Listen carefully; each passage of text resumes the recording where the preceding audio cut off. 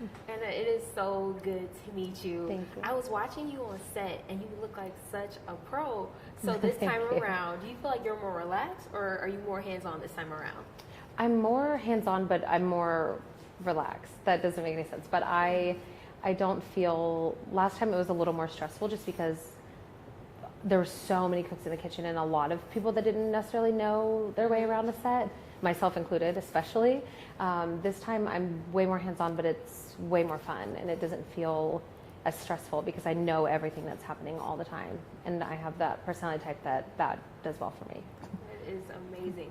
So you've tackled screenwriting, writing, and producing, but do you see yourself directing next?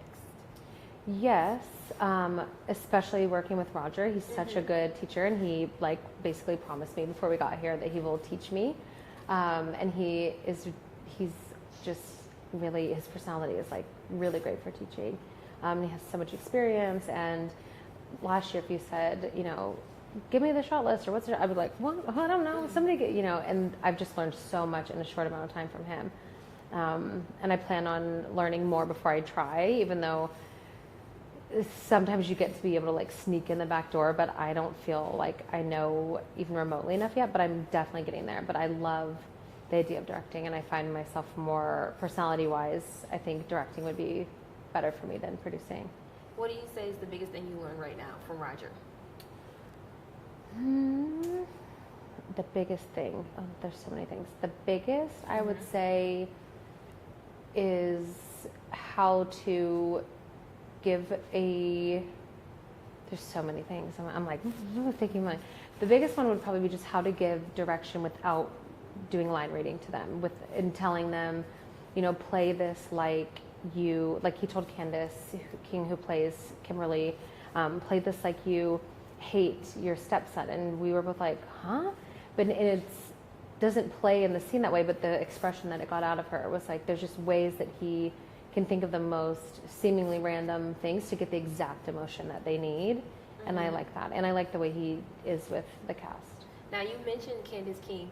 What is it like to see your characters come to life on the big screen for the second time around? This time it's honestly almost even better. Like I obviously was so grateful and happy the first time, but this time the cast that we have is just crazy. And I've been a fan of Candace since the first season of Vampire Diaries. And I know that the fans of After have always wanted her for Kimberly.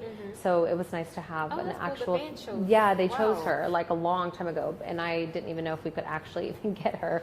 So it was great. And I met her. I did her podcast. She has a really great podcast.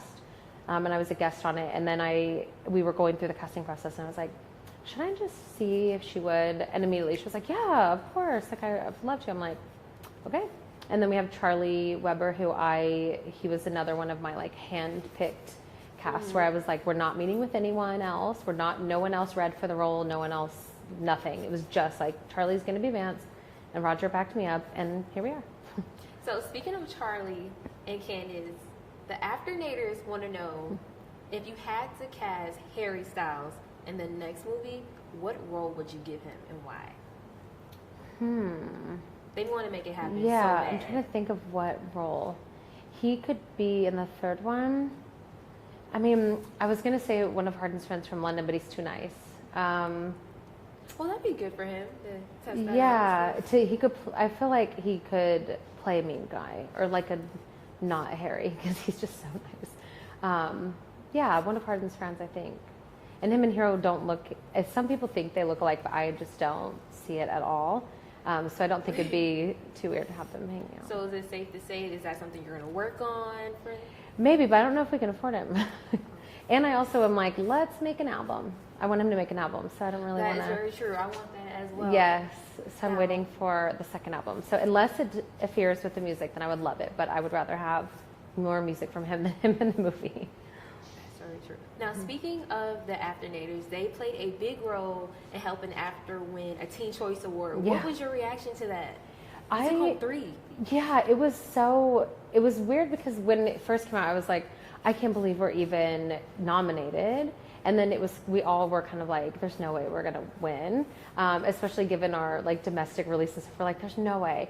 And then when literally the first day that the tweets were, or like the votes were on Twitter, I was like, I think we actually are going to win because there were just so many that it would be impossible to not. But it's still like a mind blowing thing where we're like 3 Teen Choice Awards, like 3. what? And for me, I grew up like watching Teen Choice Awards and voting and stuff. I'm like, I came a long way from voting for the Jonas Brothers to winning. Yeah. So what are you looking forward to next for after we collided? What do you hope to happen? Well, I'm looking forward for the scenes that are coming up in the like close future. But overall, I'm just excited to have the fans see it because they love the first movie, and this one is just, I mean, it's just dialed up in the best way, and they're going to lose their minds. I'm excited. Thank you. I'm excited. Thank you. Thank you. Thank you.